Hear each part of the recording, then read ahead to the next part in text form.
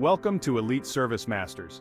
Whether you're tackling your first drywall project or you're a seasoned pro, we're here to help you avoid those frustrating mistakes that can make all the difference between a smooth, professional finish and a costly redo.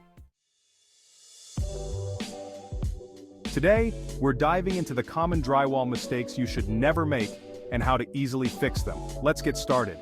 Drywalling seems like an easy task at first glance, but there are a lot of things that can go wrong if you don't know what you're doing.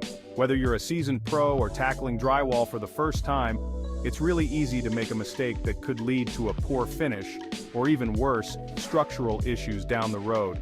But don't worry, in this video, we'll cover the most common drywall mistakes you should never make, and better yet, we'll show you how to easily fix them. Let's kick things off with one of the most frequent mistakes: improper measuring and cutting. If your cuts are off, you're going to have major gaps between sheets, which will lead to extra mudding, sanding, and overall frustration. So, how do you avoid this? First, measure twice, cut once. It's simple, but crucial. And when it comes to cutting, use a sharp utility knife and a T-square to get that clean, straight cut. Don't forget to score the paper side first, snap the drywall over the edge, and then cut the other side. No jagged edges, no headaches. Speaking of cutting, here's another thing you want to avoid: cutting drywall too small for openings like windows and outlets. Cutting out holes after installation seems like it would save time, but it usually ends up causing bigger issues.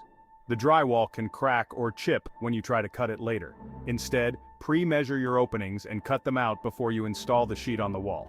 You'll thank yourself later when everything fits like a glove. Now let's talk fastening, another area where a lot of people mess up. Drywall needs to be securely attached, but using too few screws or nails is a recipe for disaster. You'll get sagging sheets, or worse, a section that starts to separate from the wall. But using too many screws isn't the solution either. Over-fastening can lead to popping screws or cracked drywall. The fix? Screw placement should be 12 inches apart on walls and 16 inches apart on ceilings.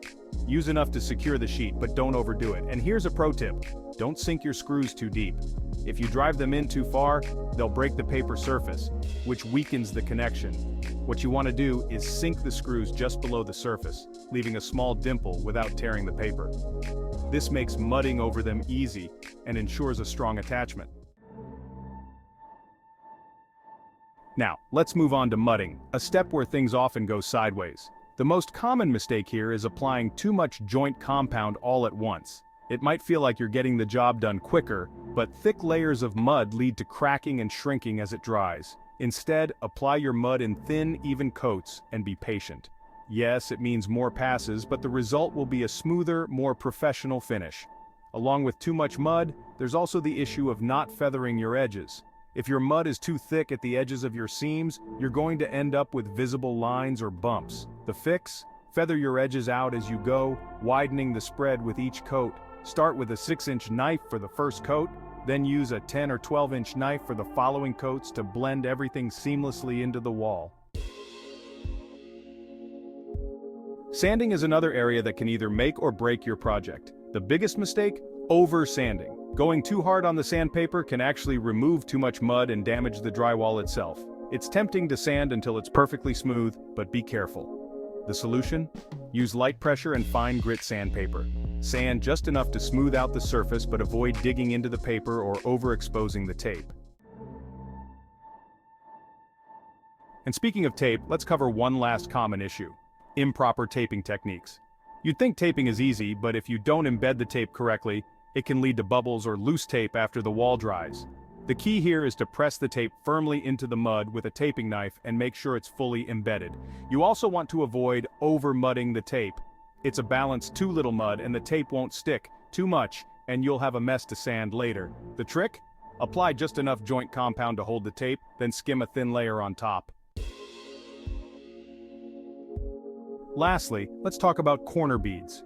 Not using corner beads or installing them incorrectly can lead to weak or uneven corners that crack or chip over time. When applying a corner bead, use drywall nails or screws to secure it every 9 to 12 inches. Once the bead is secured, coat it with mud, feather the edges, and sand it down for that clean, sharp corner finish. So to sum it all up, whether it's measuring, cutting, fastening, mudding, or taping, it's all about taking your time, using the right techniques, and not rushing through the process. Don't skimp on the prep work, and don't think you can take shortcuts when it comes to the finishing details. A little extra care during each step will save you from a lot of frustration and repair work later on. If you follow these tips, you'll not only avoid the most common drywall mistakes, but you'll also have a smooth, professional-looking finish every time. Whether you're doing this for your own home or helping someone else, taking the time to get it right will make all the difference in the long run. And that's it for today's video. If you found these tips helpful, be sure to give us a thumbs up, share with your DIY buddies, and of course, hit that subscribe button for more home improvement tips. Thanks for watching, and happy drywalling!